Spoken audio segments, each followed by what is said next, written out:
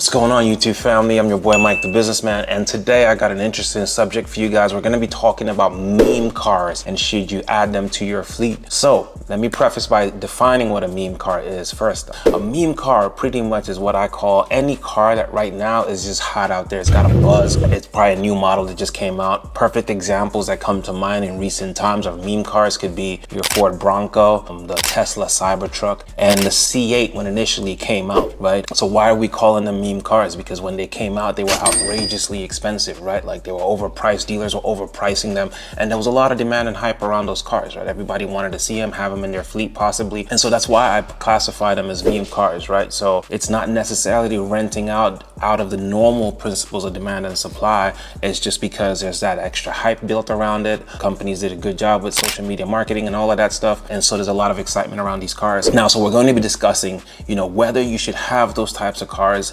If you are going to go ahead and get those types of cars, the strategy that you should keep at the back of your mind going into that purchase. All right, so let's go ahead and start off with that. So for number one, should you have meme cars in your fleet? All right, so for me, I'm always of the opinion that you have to know that these meme cars, that hype, that FOMO that's out there, fear of missing out that's out there, is short-lived. All right, so be very mindful of that, especially if you're coming in at the beginning of the wave. You're riding that wave, that hype wave. You need to make sure if you're buying these cars, I personally will cringe at the thought of buying them when they're so overpriced. Perfect example was the C8s. When they first came out, people were selling those as high as 150 something thousand. I've seen some as high as almost $200,000. All right, and there was a lot of buzz around them, so people were actually paying that kind of money.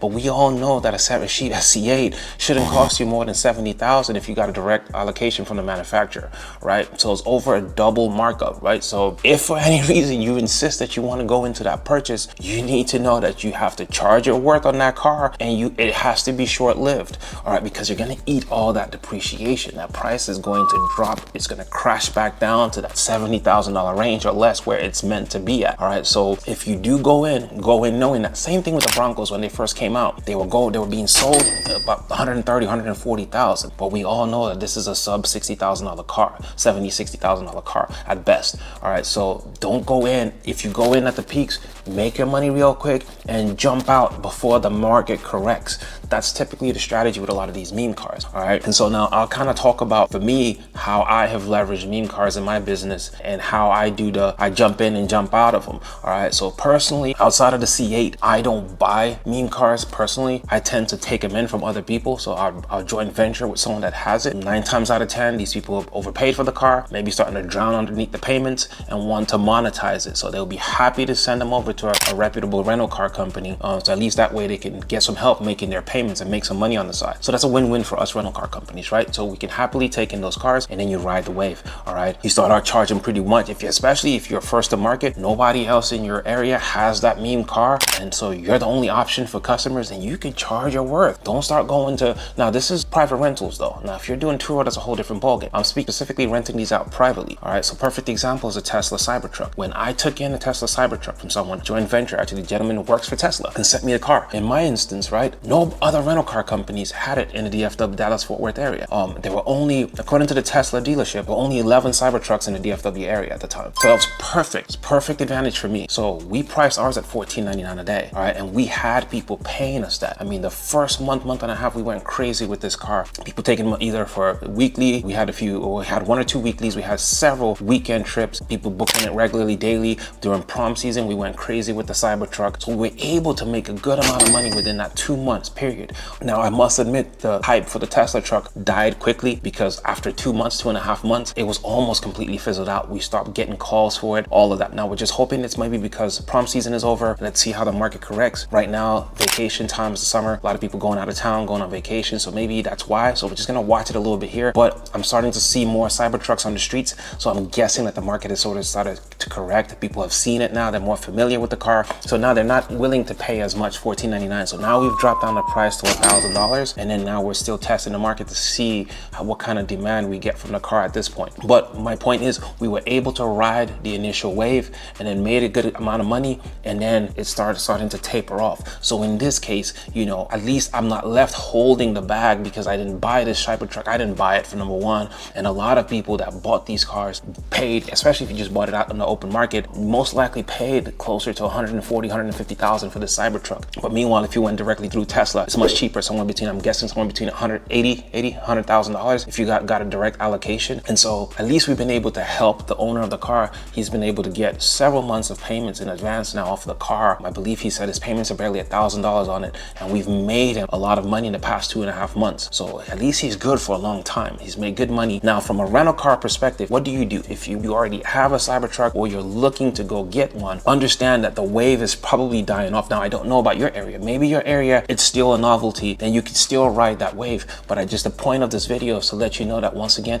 these are meme cars. The excitement will wear off eventually. All right. Same thing that happened with the Model S when they first came out, right? Yes, everyone that had them in their fleets, they made good money initially, and then things normalized. So understanding that, and then knowing your entry and exit points. All right. If you are going to get that car, and do know that you can't keep charging those high prices forever. You're going to have to keep dropping your prices as you see that the car starts to become more saturated around you. Your price graph will kind of look like this. It'll slowly keep going down until you get to the point where, okay, people feel comfortable paying this price, and then they're more incentivized to rent often. All right, so that's the way you're going to have to play it if you're getting a Cybertruck. So it's a perfect example. Now, another example is with the Chevy C8. When we first got our C8 in our fleet, we were charging $899. It was still new. People love the car. America's muscle car. People love Corvettes. So we were renting out a lot of C8s. All right, but then as the demand started to taper off, people started getting C8s all over. The competition increased.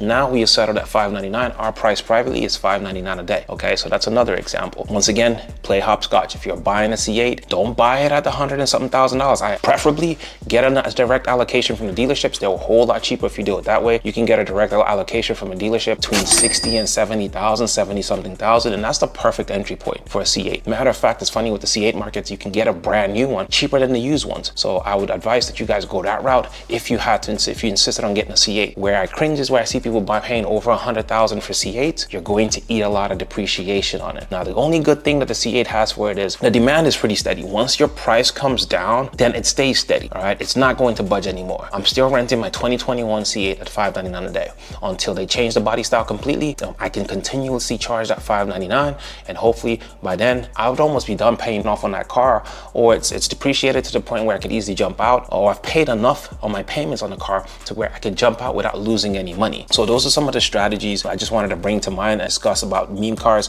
I know the Broncos, same thing. I see a lot of people paying $100 and something thousand for this car. I'm not gonna lie, that completely made me cringe, but people did. People paid it. A lot of people on Turo renting these Broncos out and going crazy for a while. But I'm sure, as you see now, most of those people are probably suffering right now, either had their cars repossessed or struggling with the payments, especially if they bought them specifically to rent them out, because at $100 and something thousand, your payments are much higher. Now you need more rentals to cover the price of the cost of the car. So they've gotten into that rat race trying to get out from that. So that's a problem there. So I would also ask too, if you're getting into these meme cars, be very strategic with it, right? If it's not a car that most normal people, there's not normal demand for. Let's forget the FOMO demand, that excitement demand. Oh, the Broncos are back. You know, everybody wants it then. But how about once that initial excitement is gone? Is there an underlying demand for that car? All right. If there's not, then maybe you need to not stay in that car very long. So before you make your purchase, consider that. Is there normal demand? Check around other rental car companies in your area. Do they have them on their sites or on Turo? Do you see a lot of people renting that out? What's like the bottom price for it?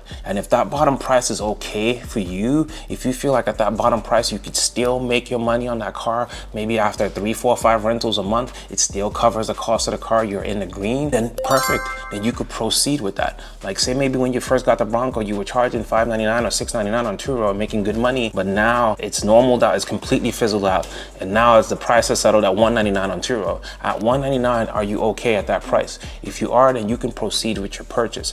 All right, so but I still stress, I don't like buying these meme cars at their peaks. That's very dangerous, and that can set you up for failure. I would suggest that you weigh the numbers, look at the bottom base price first, and make sure you're comfortable with that. If you're not comfortable with that, you will run into trouble with some of these meme cars. All right, so I just kind of wanted to make this video just to kind of show you, tell you guys my thought process when it comes to meme cars.